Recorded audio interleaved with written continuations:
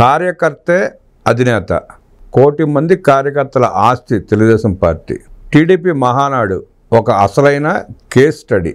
లక్షలాది మందితో ఈ క్రమశిక్షణ నిజంగా సాధ్యమా? ఇది కేవలం ఒక రాజకీయ సభ కాదు, నిశితమైన నిర్వహణకు, తిరుగులేని క్రమశిక్షణకు ఒక సజీవ కేస్ స్టడీ. లక్షలాది మందితో ఏ ఆటంకం లేకుండా పదే పదే ఇలాంటి సభలను విజయవంతంగా నిర్వహించడం గురించి మనం మాట్లాడుకుంటున్నాం. తెలుగుదేశం మహానాడు వెనుక అపారమైన అనుభవం మరియు అద్భుతమైన ఖచ్చితత్వం నిజంగా అబ్బురపరుస్తాయి. సంవత్సరాలుగా లక్షల మందికి ఎలాంటి ఇబ్బంది లేకుండా హాజరయ్యేలా చేయడం దాని ప్రత్యేకత.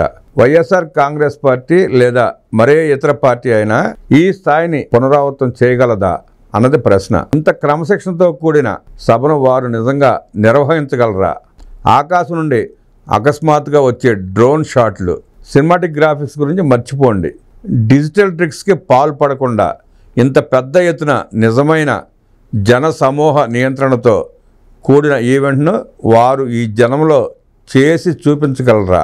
లాజిస్టిక్స్ను పరిశీలిస్తే వేదిక వద్ద మాత్రమే కాకుండా చేరుకునే మార్గాల్లోనూ, చివరకు ఇంటికి వెళ్ళే ముందు కూడా తినమని లౌడ్ స్పీకర్లో పిలుపునిస్తూ భోజనాలు అందించడం, ఇది కేవలం ఆతిథ్యం కాదు, ఇది నాయకుల సమిష్టి విజయం. తమ సమావేశాలలో కనీసం ఒకదానికైనా ఇంత విస్తృతమైన ఏర్పాట్లు చేయగలరా అని వైఎస్ఆర్ కాంగ్రెస్ పార్టీ నిజాయితీగా ప్రశ్నించుకోవాలి.